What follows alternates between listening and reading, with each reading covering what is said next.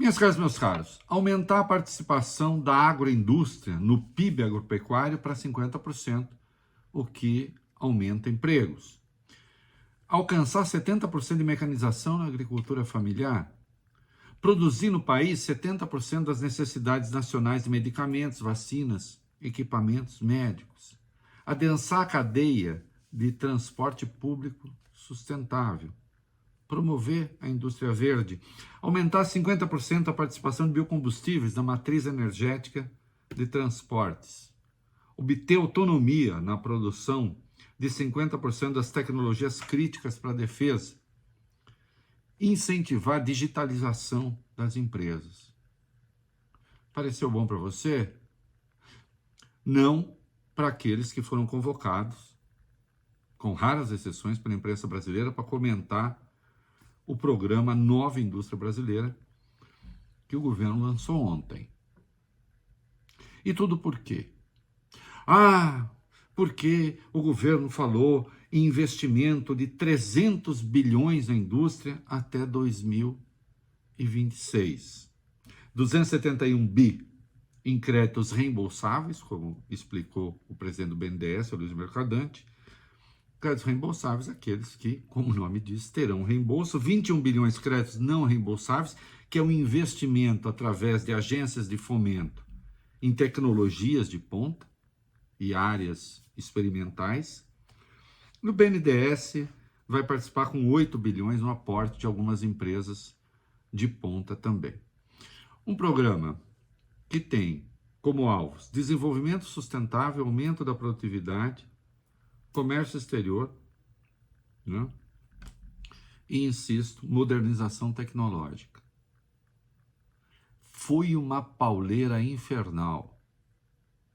Dólar subiu, bolsa caiu, porque o governo não estaria mais preocupado com ajuste fiscal e ninguém, porque não há, eu desafio a me mostrar o texto, explicou como é que isso aqui vai impactar nas contas públicas. Nós estamos falando de financiamento. E o BNDES é um banco de fomento. Banco de fomento, aliás, que ganhou até um prêmio de transparência. Aquela gritaria toda que se fazia contra o BNDES, perdeu dinheiro na Oi, perdeu dinheiro na Light, perdeu... Quando você vai ver, não perdeu nada. Embora alguns programas, de fato, no passado tenham sido mal sucedidos. Mas aí que está. O que me incomoda nessa crítica, é que se está tomando como parâmetro o que não deu certo no passado e dizendo o programa de agora repete os erros do passado. É uma avaliação crítica, um juízo de valor que não foi demonstrado. Esse é o problema. A única coisa, a restrição que se tem aí, é porque há um financiamento de um banco público na indústria brasileira. O que é fundamental, que país com as dimensões do Brasil, com as características do Brasil, pode se dar o luxo de ver a sua indústria quebrar, acabar? Mas estão falando em conteúdo nacional. Vamos ver como é que isso vai se dar na prática. Por quê? Os outros países não investem no chamado conteúdo nacional? Nós estamos falando de 300 bilhões de reais, são 60 bilhões de dólares.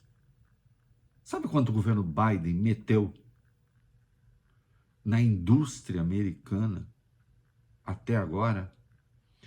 1,9 trilhão de dólares.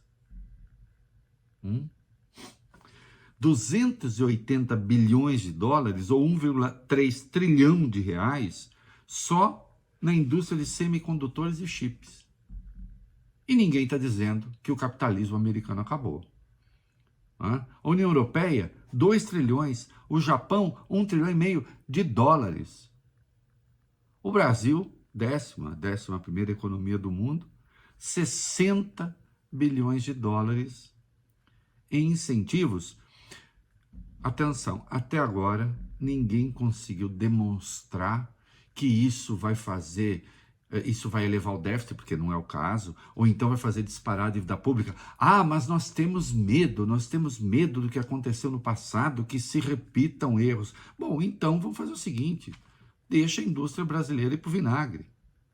E vai na contramão do que está fazendo o mundo inteiro, que é investir no desenvolvimento e na modernização da sua indústria.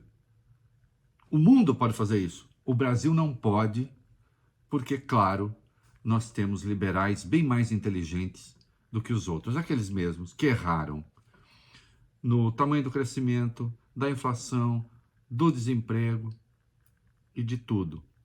Erraram tudo, mas, como a gente vê, não ganharam nem um pouquinho de modéstia. É isso aí.